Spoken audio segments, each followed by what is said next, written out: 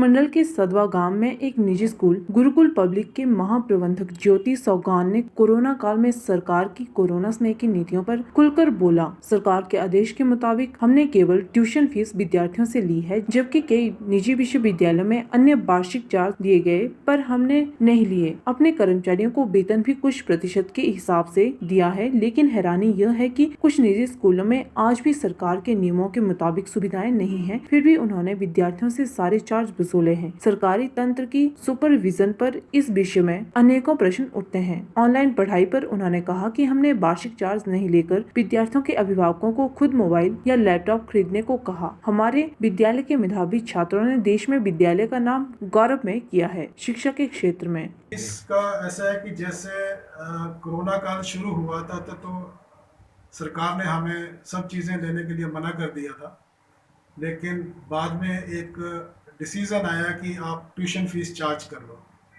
उसके बाद ये भी डिसीज़न आया कि आप दूसरे फंड्स भी ले सकते हैं, लेकिन हमने और हमारे स्कूल ने जो वो सिर्फ पेरेंट्स से फ़ीस ही चार्ज की है, जिसके द्वारा पेरेंट्स भी वो खुश ही हैं कि हमें कम पैसे देने पड़े हैं। कुछ एक स्कूलों ने एनुअल चार्जेस भी ले लिए हैं और दूसरे चार्जेस भी इकट्ठे किए हैं। वो पता नहीं उन्होंने फैसिलिटी जब नहीं प्रोवाइड करवाई है तो क्यों चार्ज किए हैं।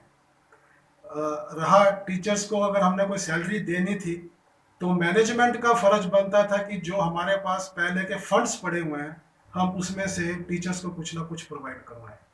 तो हमने तो वो करवाया है और दूसरे स्कूलों का मुझे पता नहीं उन्होंने किस हिसाब से काम किया है। ऑनलाइन के दौरान जो पढ़ाई हुई है उसमें आपने क्या बच्चों की फीस ली है?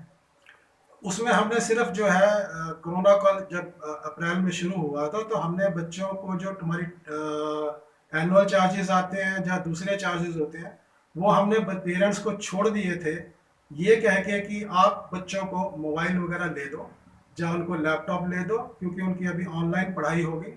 तो उन्होंने वो जो हमने फ़ीस उनको छोड़ दी थी एनुअल चार्जेस वगैरह, उन्होंने अपने मोबाइल खरीद लिए और लैपटॉप वगैरह ले लिए और हमारा तो हक बना सिर्फ फिर जो उनकी ट्यूशन फीस थी हमने वही चार्ज की है पूरा साल। इस दौरान आपने अपने स्टाफ को किस प्रकार वेतन हमने उनको पहले 30% दिया था शुरू में, फिर हमने उनको 50% जो है वो बाद में और दे दिया।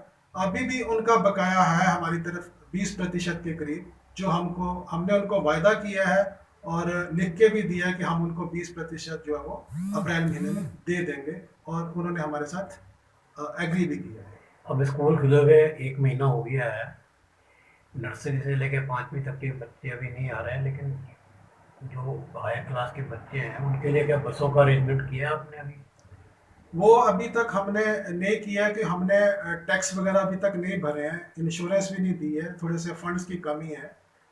जो अभी हमें बैंक लोन लेने पड़ेंगे शायद।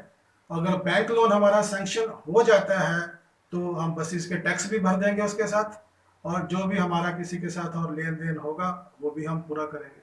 सरकार ने कोई राहत नहीं दी टैक्स के मामले में? सरकार ने अभी तक हमारी कोई भी बात नहीं सुनी। नूरपुर से विनय महाजन की रिपोर्ट।